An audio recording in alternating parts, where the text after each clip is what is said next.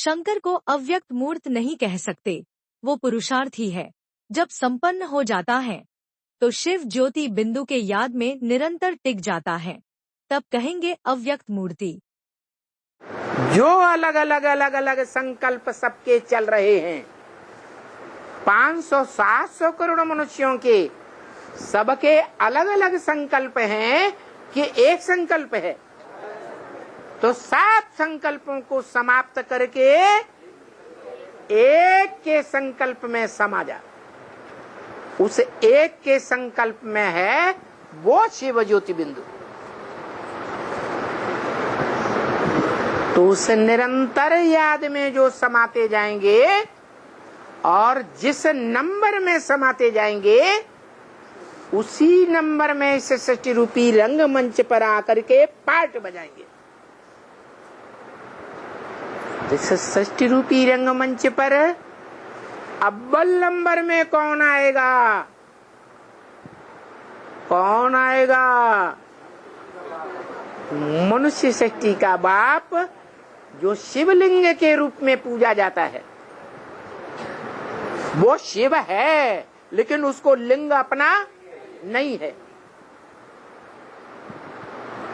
ब्रह्म वाक्य में बोला तो है, और देवताओं की अन्य इंद्रियां पूजी जाती हैं और मेरा सिर्फ लिंग ही पूजा जाता है। किसने कहा?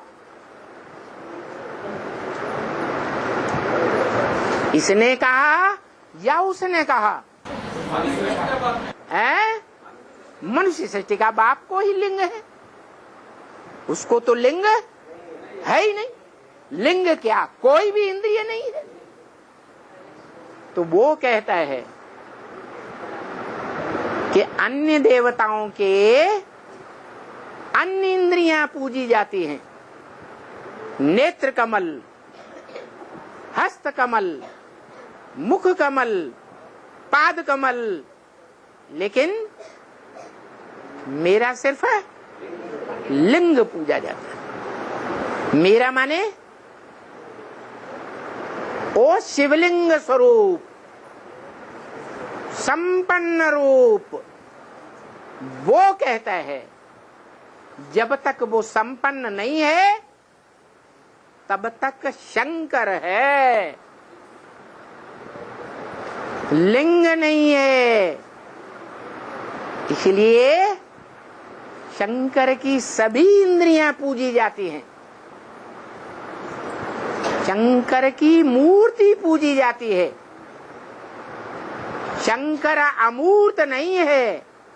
हाथ, पांव, नाक, आंख, कान शंकर को हैं या नहीं है? हैं। इसलिए उसे अव्यक्त मूर्त नहीं कह सकते।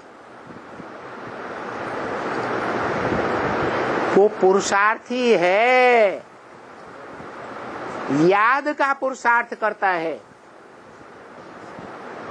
अपने से ऊंचे को ही याद किया जाता है। वो संपन्न नहीं है। कौन? शंकर। जब संपन्न हो जाता है, निरंतर याद में टिक जाता है। किसकी याद है? शिव ज्योति बिंदु की याद में निरंतर टिक जाता है, तब उसको कहा जाता है अव्यक्त मूर्ति। इसलिए कहा जाता कि वो साकार शरीरधारी तो है, लेकिन मन बुद्धि से इंद्रियों को याद नहीं करता, इसलिए इंद्रियां नहीं दिखाई जाती। तो बताया उस बेहद के मनुष्य सृष्टि के बाप का परिचय बाप के सिवाय कोई नहीं दे सकता। 2 बेहद के बाप हैं,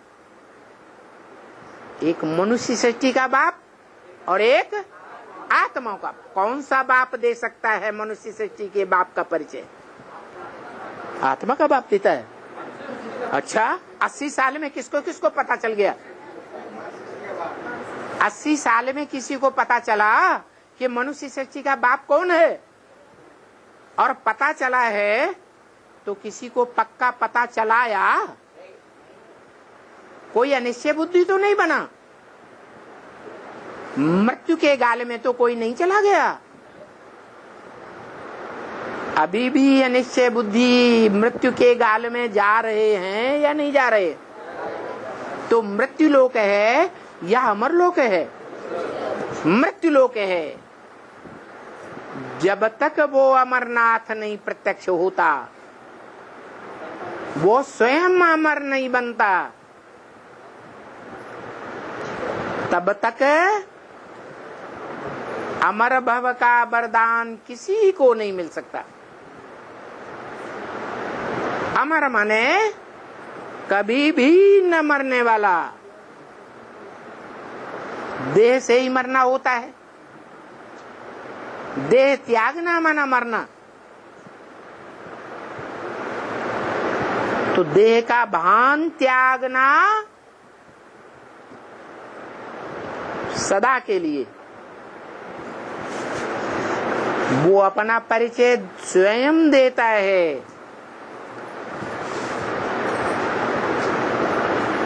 तभी सदा के लिए देह भान त्यागा जा सकता है। बाप का परिचय बाप के सिवाय कोई नहीं दे सकता। वो दे सकता है। मनुष्य सृष्टि के बाप का परिचय वो देता है। नहीं देता है तो उसे कैसे मालूम पड़ गया है? अगर नहीं देता है तो उसे कैसे मालूम पड़ गया है?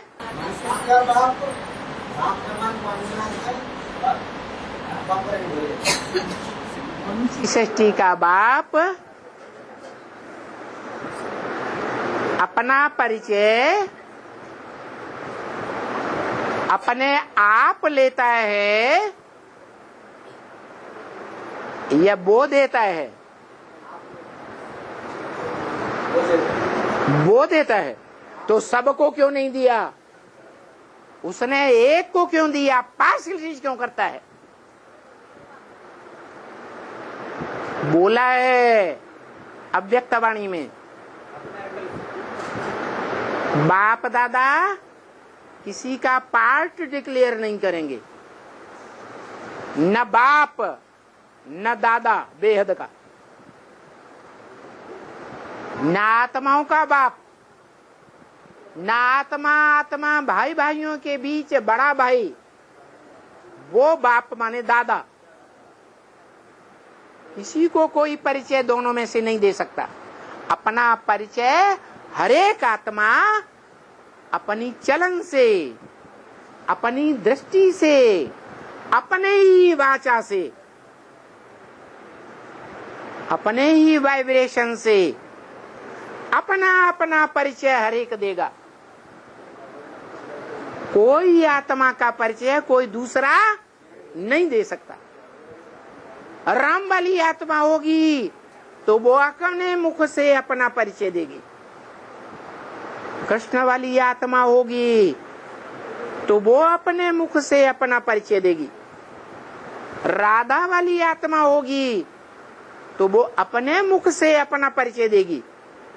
न वो देगा और न वो देगा।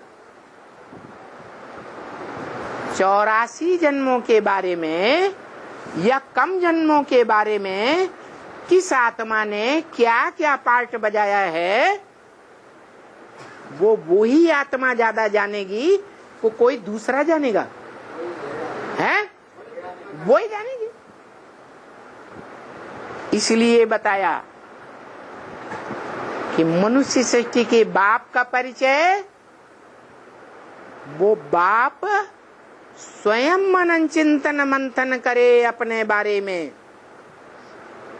तो उसको अपना परिचय मिलेगा। मनन चिंतन मंथन अपने बारे में नहीं करेगा तो परिचय नहीं। इसी तरह हर आत्मा को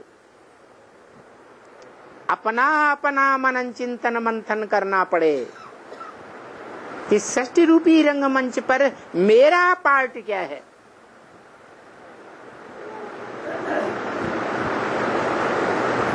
न मनुष्य सृष्टि का बाप किसी का पार्ट बताएगा।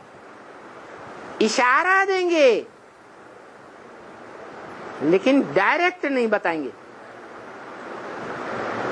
और देव आत्माओं को इशारा ही काफी होता है।